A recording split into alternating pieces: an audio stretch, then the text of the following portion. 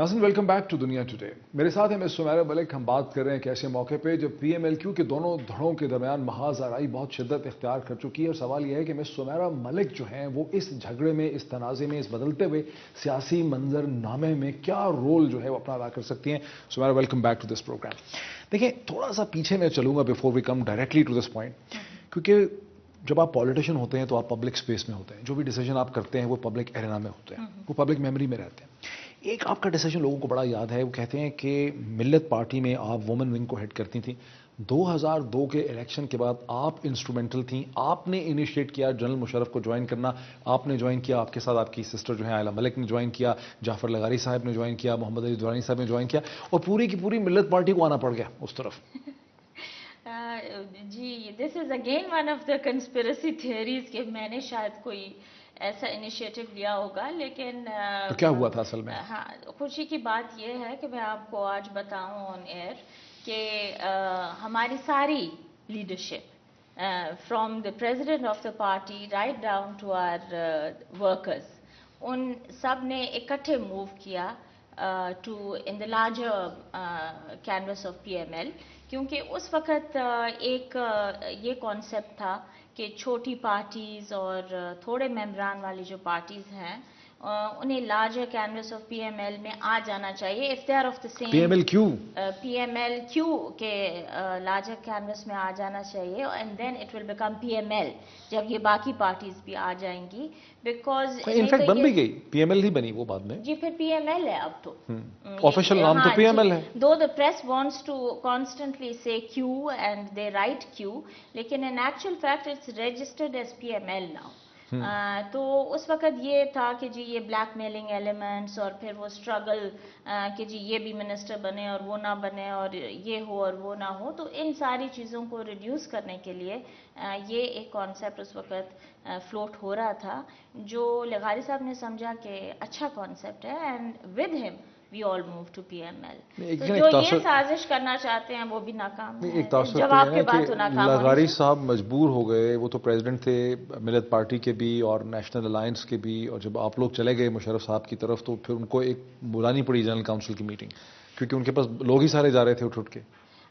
नहीं, लोगों का एक रुझान था कि वो एक बड़ी कैनवस में जाना चाह रहे थे और मर्ज करना चाह रहे थे मुस्लिम लीग के साथ, क्योंकि हम जैसे बहुत से कैंडिडेट्स थे जिनका बैकग्राउंड मुस्लिम लीग ही था, और हम चाहते थे कि एक जो मुस्लिम लीग का फोरम है हम वहाँ जाके ज्वाइन करें और वहाँ अपनी कंट्रीब्यूशन जो है करें। लेकिन आई डोंट थिंक कि लगारी साहब इस मूव को रेजिस्ट कर रहे थे इन एनी वे। अच्छा, reflecting back, joining a dictator, winning the elections and joining a dictator, how do you reflect back on it?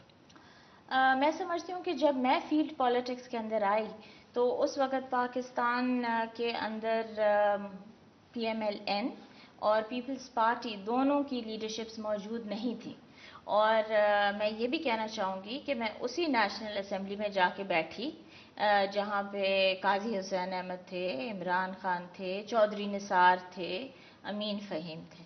तो इसका जवाब तो ये हुआ, और इसके साथ साथ मैं ये कहना चाहूँगी कि नहीं, उस असेंबली में तो आप फिर भी बैठती हैं, इलेक्शन आपने जीत लिया, बड़ी भारी अक्सरियत से जीता। ये मैं कह रही हूँ कि उस असेंबली में ये सब लोग बैठे थे। मेरा सवाल तो ये है कि you decided to join, तो ऑल द पार्टीज जो हैं वो उस असेंबली में बैठी थी, लेकिन इधर शायद आपको ये मालूम ना हो कि मैंने किंग्स पार्टी के कैंडिडेट को हराया था, और उस वक़्त जो मुशर्रफ साहब की किंग्स पार्टी थी उसका कैंडिडेट मेरा मुखालिफ था।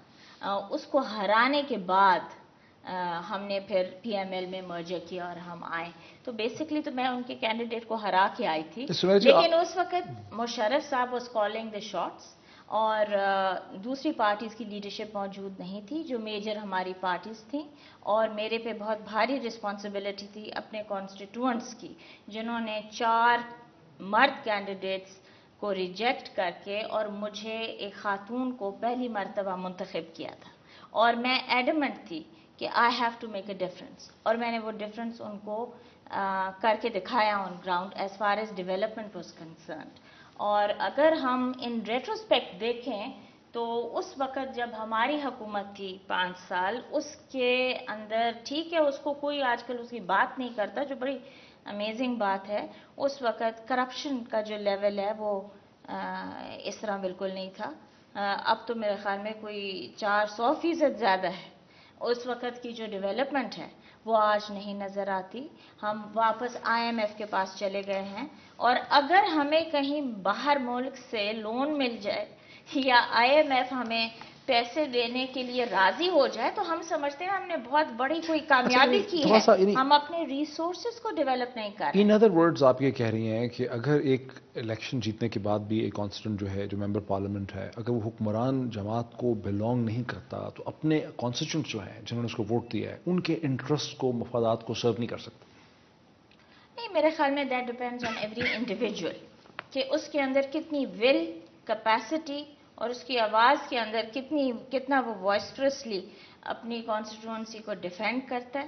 آپ نے کہا نا کہ میرے کانسٹیٹوئنٹس کو مجھ سے ایکسپیکٹیشنز تھیں، میں نے ڈیولپمنٹ کرنی تھی اور اس لیے میں نے جنرل صاحب کو جوائن کیا، جنرل پرویز مشرف کو، جو کہ ڈکٹیٹر تھے ادروائز. جی نہیں، میں نے کہا کہ اس وقت کوئی اور میجر پارٹی کی لیڈرشپ موجود نہیں تھی، اور پرویز مشرف صاحب جو ہیں he was calling the shots, اور اسی اسمبلی کے اندر all the politicians of Pakistan were sitting and contributing, and that is exactly what I did. I don't believe in this کہ میں پولیٹیکل ارینا سے باہر رہوں، بیکاز پریزیڈنٹ مشرف جو ہیں وہ الیکشنز کو چلا رہے ہیں، اور میں سمجھتی ہوں کہ وہ بڑے فیئر الیکشنز تھے، کیونکہ ان الیکشنز میں I saw the will of the people، جس میں شاید میں اتنا زیادہ بلیو پہلے نہیں کرتی تھی، کہ اگینسٹ آل آڈز، اور جب کہ kings party was at its peak I defeated their candidate and won.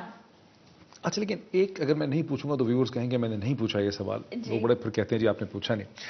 دیکھیں، آپ قاضی حسین احمد صاحب کی طرف اشارہ کرتی ہیں، عمران خان صاحب کی طرف اشارہ کرتے ہیں کہ وہ لوگ بھی اسی اسمبلی میں تھے. امین فہیم بھی تھے، چودھری نثار بھی تھے. لیکن یہ لوگ تو اسمبلی میں تھے نا، یہ جنرل مشرف صاحب کی سائٹ پہ تو نہیں تھے، یہ تو اس فورم کے اندر تھے. آپ نے تو جنرل مشرف کی حکومت کو جوائن کر لیا.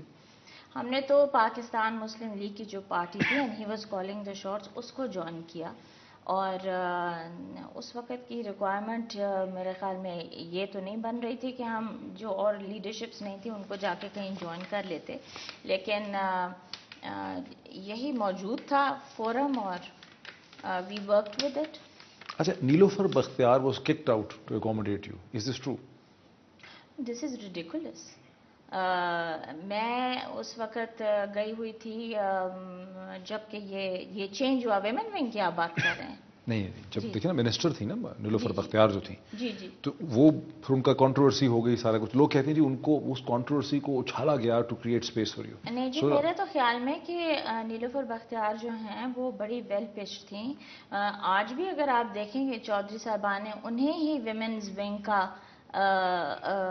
کی صدارت دی ہے دوبارہ، اور میں نہیں سمجھتی کہ ایسی کوئی بات تھی. لیکن اس وقت چودھری صاحب واز آف دا ویو کہ چونکہ ان کے ایک مس ہیپ ہو گیا تھا جو پاکستانی سوسائٹی میں شاید مس انٹرپریٹ ہو گیا تھا، اور شی ہیڈ جمپڈ آف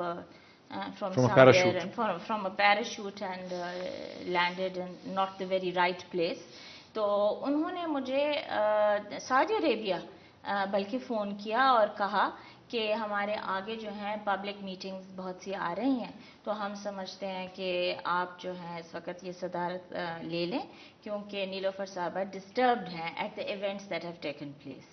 اور ہمیں تو، اور میری تو عادت ہی نہیں ہے ڈسٹرکٹیو پالیٹکس کی، میں نے ہمیشہ consistent and upbeat politics. Let me take a quick break. ناظرین ایک بریک لیتے ہیں. میرے ساتھ ہیں مس سمیرہ ملک. ہم بات کریں کہ ایسے موقع پہ جو PMLQ کے دونوں دھڑوں کے درمیان محاذ آرائی بہت ہی شدت اختیار کر چکی ہے. بات کو آگے بڑھائیں گے لیکن ایک بریک کے بعد.